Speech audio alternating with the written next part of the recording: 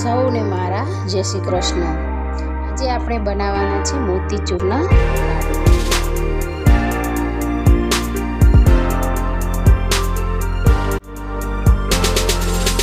મોતીચૂરના લાડુ બનાવવા માટે સૌપ્રથમ આપણે બેસન લઈશું 2 વાટકી।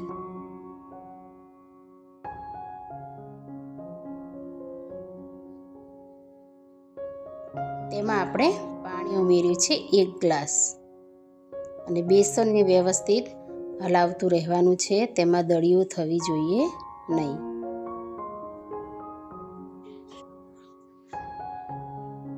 પાણી એક સાથે નાખવાનું નથી, ધીમે ધીમે નાખતું જવાનું અને બેસનને હલાવતું જવાનું, એટલે આ રીતે બેસન તૈયાર થાય છે। પાણી નાખવાનું જ છે વધારે, પણ જેમ જેમ જરૂર પડે તેમ ઉમેરતા જવાનું, એટલે બેસનમાં દળીઓ થાય નહીં। આપણે બેસન પાતળું જ કરવાનું છે।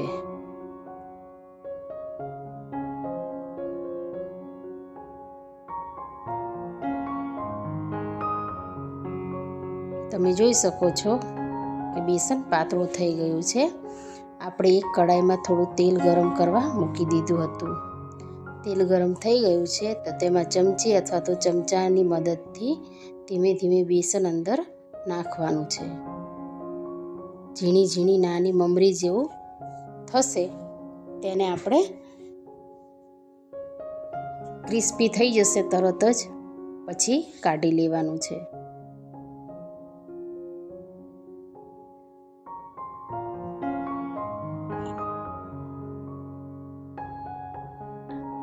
આ રીતે આપણે જેટલું બેસન બનાવ્યું છે એ કઢાઈમાં નાખી અને આ રીતે મમરી જેવું તૈયાર કરીને બહાર કાઢી લેવાનું છે।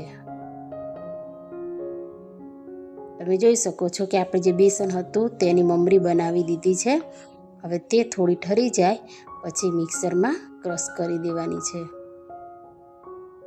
પણ તેને બહુ નહીં ક્રશ કરવાની, કરકરું રહે એ રીતે ક્રશ કરવાનું છે। બહુ ઝીણું બનાવવાનું નથી।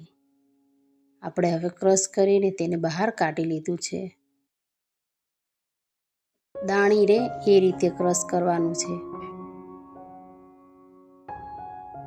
પછી કોઈ પણ એક વાસણમાં 1 વાટકી ખાંડ લઈશું। તેમાં 1 વાટકી પ્રમાણે જ પાણી ઉમેરવાનું છે।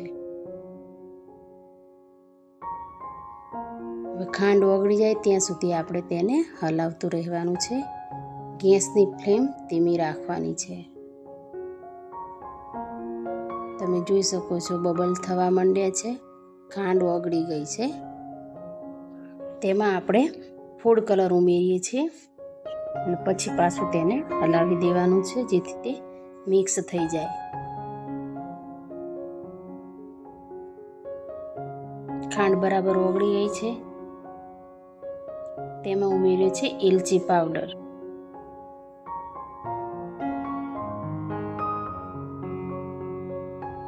હવે આપણે જે દરદરું પીસીને મૂક્યું હતું તે એમાં ઉમેરી દેવાનું છે।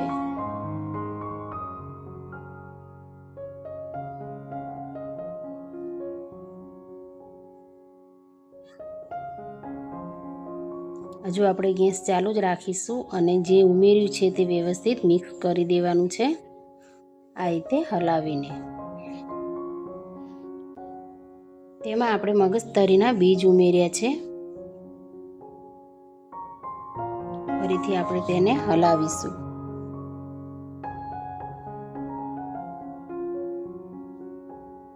બેસન વ્યવસ્થિત થઈ જશે।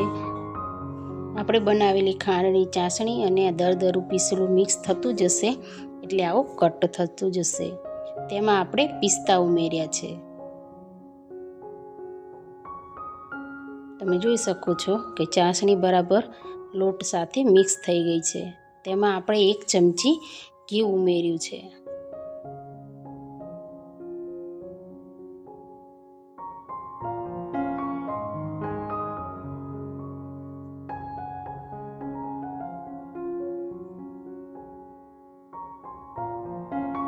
મોતીચૂરના લાડુ બનાવવા માટેની તૈયારી થઈ ગઈ છે। તેને આપણે 10 થી 15 મિનિટ માટે ઠંડુ કરવા મૂકી દઈશું અને પછી આ રીતે નાના નાના લાડુ કરવાના છે. તમે જોઈ શકો છો કે સરસ મજાના લાડુ આપણે તૈયાર થઈ રહ્યા છે.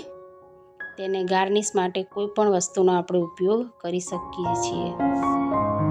તેમાં આપણે પિસ્તાનું ગાર્નિશ કર્યું છે અને મગજતરીના બીજ છે. જોઈ શકો છો કે આપણા ટેસ્ટી અને ખૂબ જ સ્વાદિષ્ટ એવા મોતીચૂરના લાડુ તૈયાર છે.